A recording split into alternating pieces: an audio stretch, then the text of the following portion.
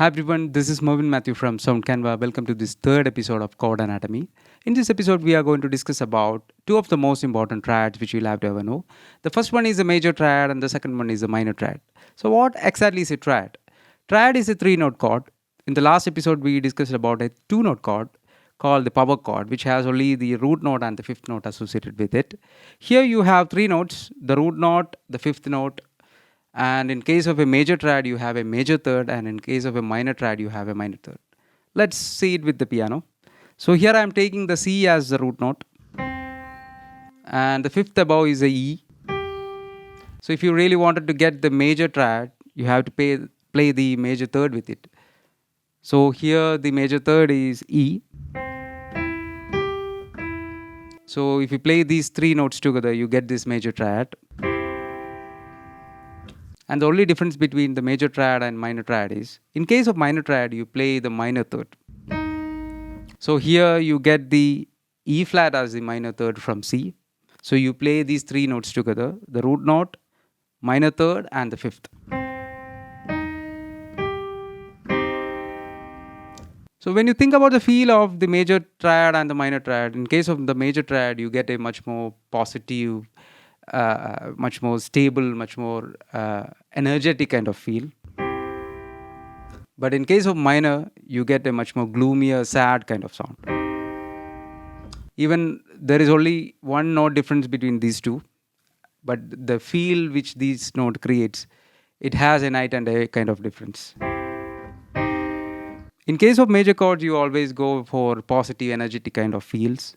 In case of minor chords, you go for gloomy, sad kind of feels. It's not an ultimate thing. Even with minor chords, you can make happy music and something like that.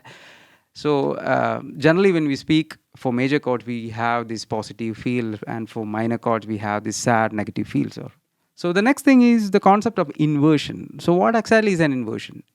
Inversion is nothing but changing the arrangements or even the order in which we play the notes of a chord.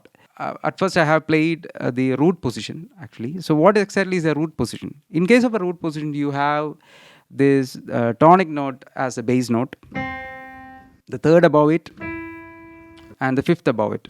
So this is actually the root position of this chord or the major triad. So if you want to have the first inversion of it, you take the bass note C and play it an octave above. So you get something like this. You take this note and play it in an above octave. And if you wanted to have second inversion of this chord, you can play the root note and the third note in an upper octave. So automatically the fifth note becomes the bass note. So it comes out like this.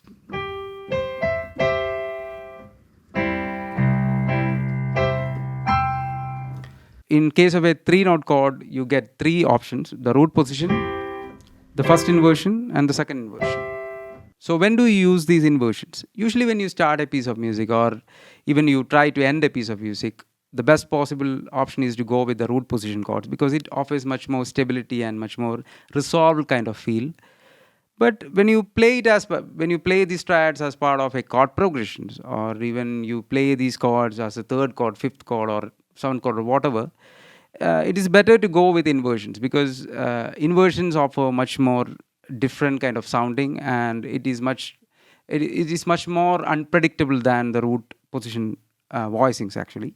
So you can go for any kind of inversions based on its feel and based on your kind of taste. If you really wanted to be very fluent with the sounding of these chords, the better way is to play all these chords with different key centers. So here I have started with the C as a root note. You can play with at least 12 different root notes actually, maybe C sharp or with D or D sharp or D or whatever. So if you really play it on a daily basis, if you practice it on a daily basis, it can be really helpful. And the next thing which you can do is, even if you play the chords like this, you can even sing the notes associated with it in a melodic fashion, or you can sing the arpeggios of this particular chord. Sa ga pa, pa, and even the inversions also.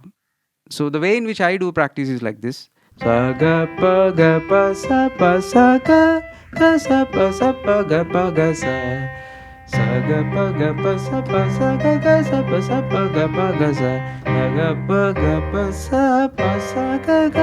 pa sa ga pa ga sa. So this is the best way to improve your ear. The understanding of the chords and even the understanding about the music which you hear can drastically improve if you can practice it like this. So with that being said, see you in the next episode.